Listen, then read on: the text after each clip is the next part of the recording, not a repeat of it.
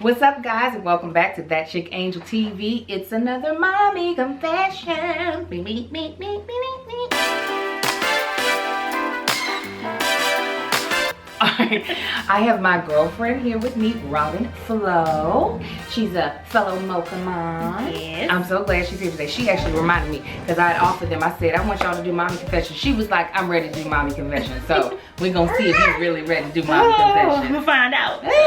You hear her cute little son off camera. He's how many months? 9 months. He's 9 months. He's so little. He's so little like his mommy. They look like little mini-me versions of each other. So yes, she has a little 9-month-old son. So that'll help set up kind of sort of this question. Actually, I don't think, well, it kind of sets up the question. You got some time before you get to where I am with my oldest. My oldest son is 7 years old. How do you, well, first of all, do you have a religious background at all? Yeah, well, kind of. I grew up with a lot of religion around me. Baptist, Muslim, Christian, Catholic, everything. Currently, I'm not going to church. I want to, Jesus. I do. But I do want to raise him with a religious background. Okay. Yeah. Christian or Christian. Okay. Yeah. Okay, so compared to when we grew up, there's like more acceptance in the world for all different walks of lifestyle, specifically, I guess, in the United States. So my question, because this is something that I feel like I'm having to deal with currently, when and how do you think you will introduce your son to the more controversial topics of the world? For instance, with there being, I'm not sure if there are more, to me it seems like there are more children who are identifying with being transgender at a younger age.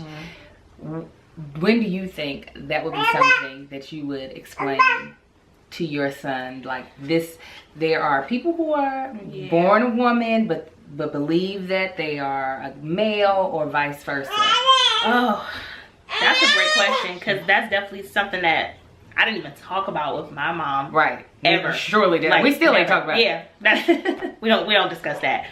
I think it's hard because once he gets into school, now they teach about things that you don't even necessarily think are appropriate at a certain age.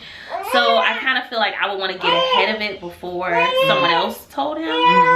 So as hard as I think maybe around 7, like 6, 7, 8, you know, because I almost want to get to it before he asks questions, so I can kind of lead him before he, because it's like, I don't know if children are identifying more because they're confused and maybe no one's really telling them what's going on, and so they're like, I feel different, maybe this is what I am. So I think like 7, 8, first, second grade, that's young. That seems too young, but I kind of think it's necessary.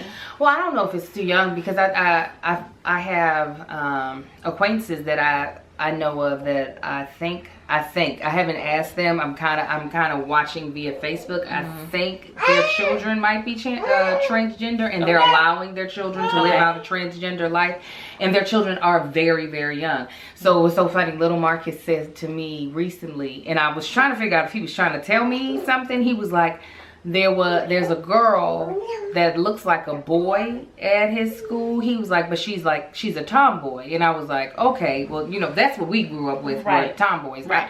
If there were any kids that I grew up with that were transgender, I surely wasn't aware of it at the time. But I don't know if it was like that. I don't want to say popular, because I don't want to say this is like a trend, but it does seem like it's happening more often. I do now have adult acquaintances. I won't say friends, because it's not like I'm calling people up, but people that I know that have transitioned to the opposite sex, that when I knew them, they were the other sex. Right. And for me, it's because I don't like that topic specifically, transgender topic, because I don't understand.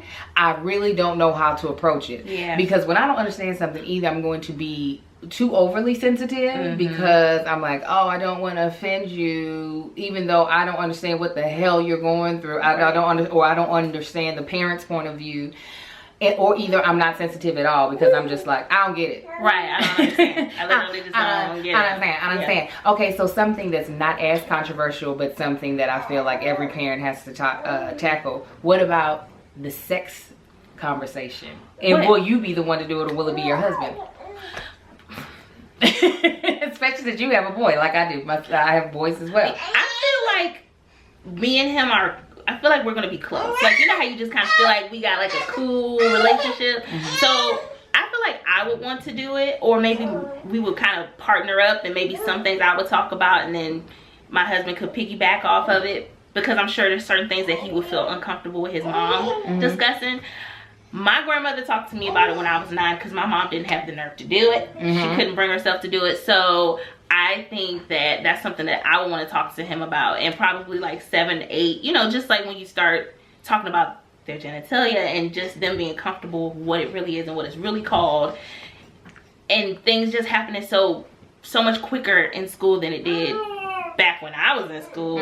I feel like that's something that I would like to talk to him about when he was probably like 2nd grade. Oh, me and little Marcus were talking about penises and vaginas when he was 4. Okay, well there you go. I was like, because he kept saying, he was asking me where my penis was, and I was like, well, let's get this straight right now, because he already knew what I was like. We're not using nicknames. That's a penis. It's not a pee-pee. It's not a wee-wee. That's your penis. And so when he started asking about my penis, I was like, now look here, Daddy's gonna have a problem if Mommy show up with a penis. So let's talk about clear some things up.